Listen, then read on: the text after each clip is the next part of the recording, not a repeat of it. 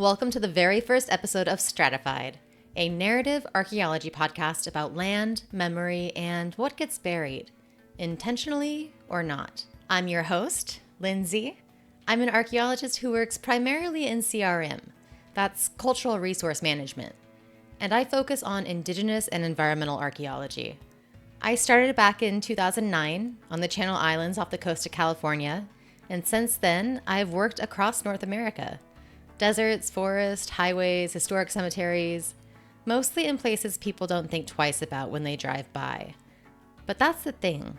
The land always remembers. Stratified is a show about that memory, about the layers beneath our feet and the stories that rise up when we start paying attention. Sometimes that means stories about CRM, permits, politics, fieldwork that never makes the headlines. Sometimes it's personal. Burnout, brain fog, and what it means to do this work while carrying your own history. Today, we're starting with the foundation. What even is CRM? Why does it exist? What do we actually do?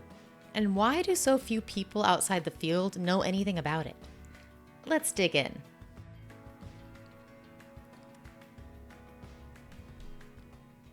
Okay, so I'm thinking about starting each episode with a segment called Fresh Digs, a working title.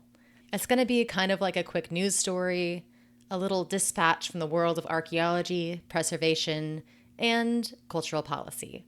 Think of it as a check-in with what's happening above ground while we talk about what's buried beneath. So today's segment is kind of a bummer, but necessary news. Earlier this year, 2025, news broke that the National Park Service Southeastern Archaeological Center, known as SEAC, may close due to federal budget cuts. SEAC has been a cornerstone of preservation, curation, and research in the southeastern United States since 1966. If it closes, it won't just be a loss of jobs. It'll be a loss of continuity, a loss of care. And it's part of a pattern. Across CRM, layoffs are hitting hard. Friends of mine, brilliant field techs, tribal liaisons, lab managers are being let go. Projects are being delayed or abandoned. The work doesn't stop, mind you, but the support does. Meanwhile, development keeps moving. Pipelines, roads, solar farms, new suburbs, everything is accelerating, except the part where we pause to ask what's already here. So today, we're talking about what CRM is supposed to be, and what it could be, and why, even in this mess, I think it still matters.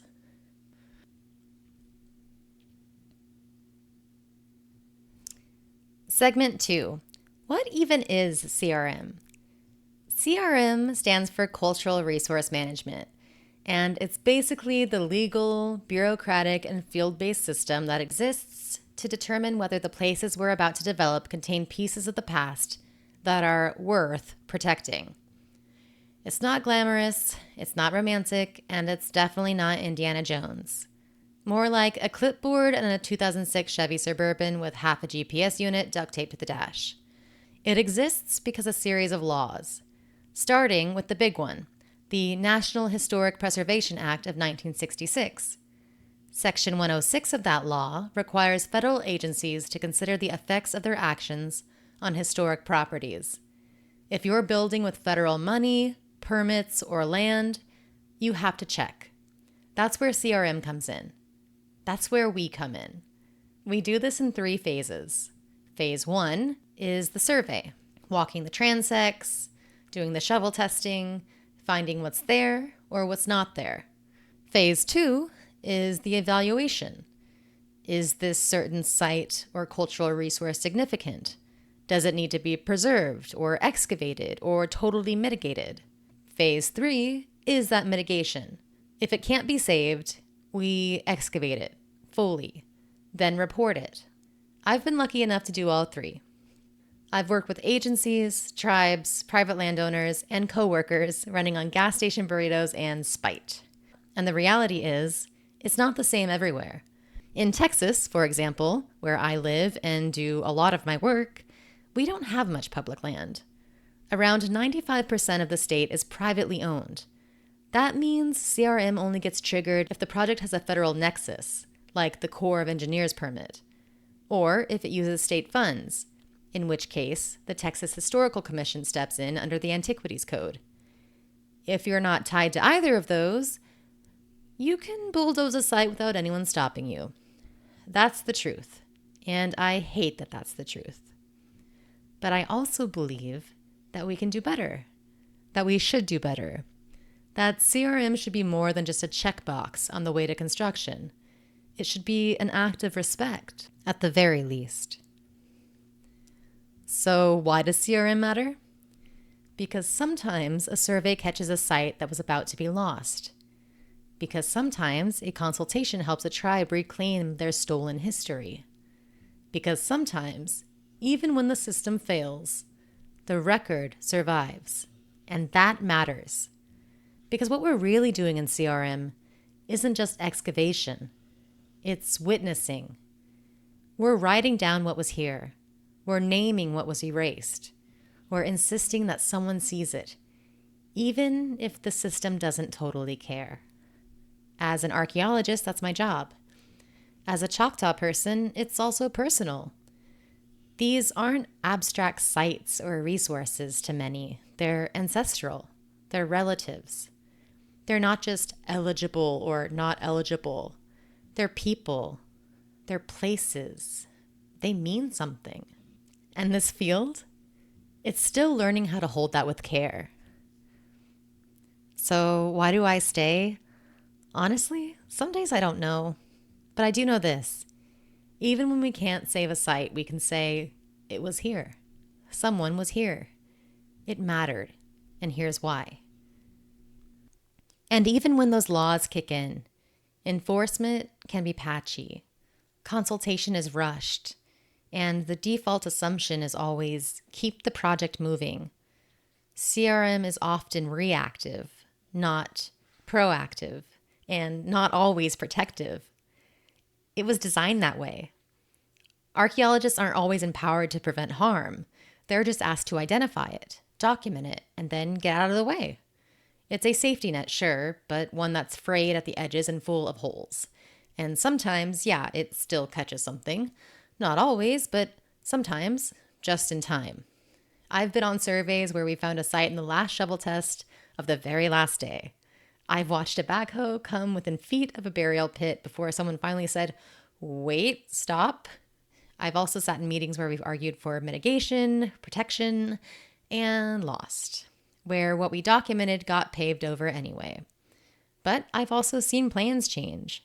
I've seen a route shift because a place mattered enough. I have seen descendant communities brought in, actually listened to, not just to check a box, but as partners. This doesn't happen often, but it needs to. And I believe it will if we keep showing up and fighting for it. Now let's talk about the hustle. CRM is equal parts science, logistics, and chaos management. There are days spent digging in 105-degree heat with no shade, the nights writing site forms in motel rooms that smell like mildew and existential dread, GPS units that are never quite in sync, landowners who want you off their property, like as in now, like with a gun in their hand. There are crews that come together like magic, and there are ones where someone's blasting new metal through a Bluetooth speaker while you try to sketch a profile. There's the glorious satisfaction of a well-dug shovel test, and the despair of realizing your test unit is actually in a utility easement, and now you have to move it 3 meters west and do it all over again. And still, we do it, because there's something weirdly beautiful about it. About the pace, the pattern, the rhythm, the finding things people forget. CRM isn't glamorous, but it's real. And it matters. Because when it works, even just a little, it can stop something or someone or someone's from being erased. Because even when the laws are limited and the systems are flawed, the record remains. Because the work we do, when done well, isn't just compliance, it's care. I found myself at sites where you can feel that stillness, that presence, the sense that something happened here, and it's asking not to be forgotten. And if we're lucky enough, we're the ones who get to listen.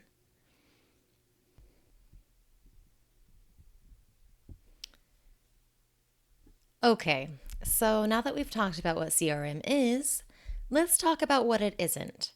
Because the myths, they're relentless and oddly specific. I'm calling this segment the Myth Midden because, like middens, it's full of trash, but it tells us a lot about how people think. Myth number 1. So, you dig up dinosaurs? Nope, that's paleontology. We're archaeology, which is an entirely different discipline. Different goals, different bones. I mean, technically they're looking for fossilized creatures that lived millions of years ago, while we're trying to figure out why someone dug a trash pit next to a burned rock midden a couple thousand years ago.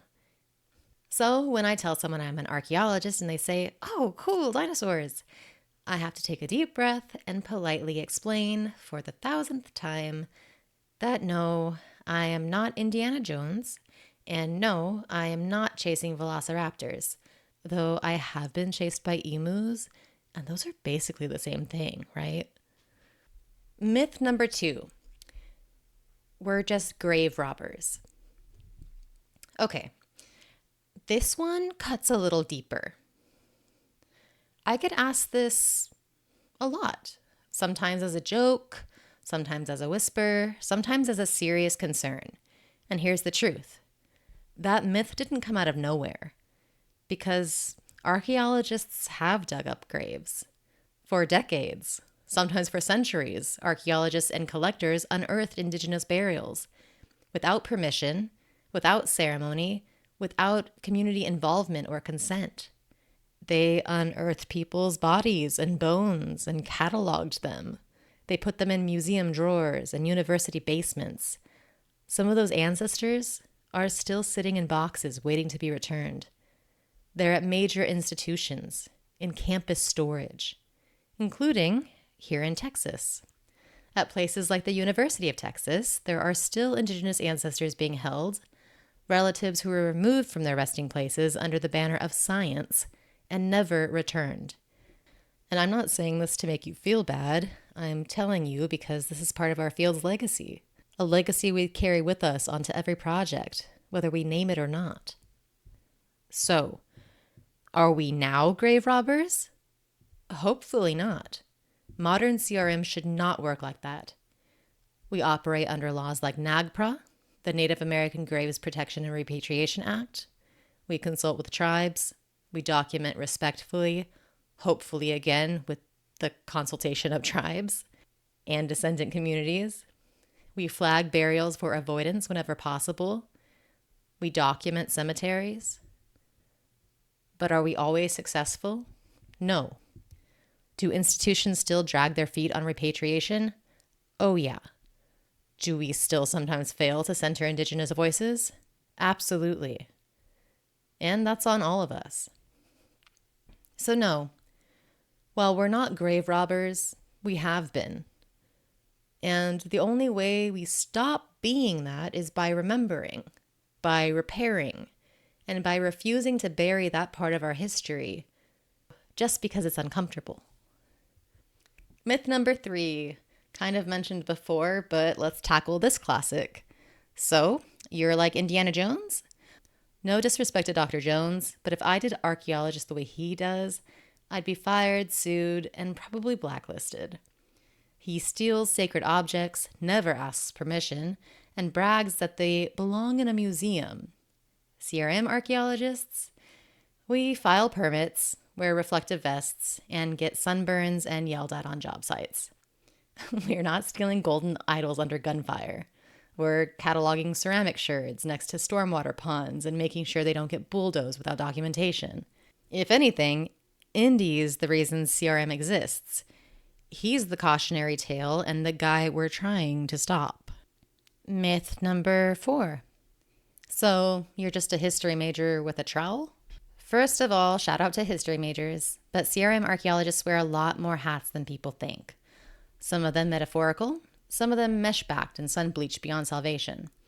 We're anthropologists, yes, but also GIS technicians, environmental compliance analysts, project managers, negotiators, emergency responders to trench collapses, wasps' nests, and very territorial landowners.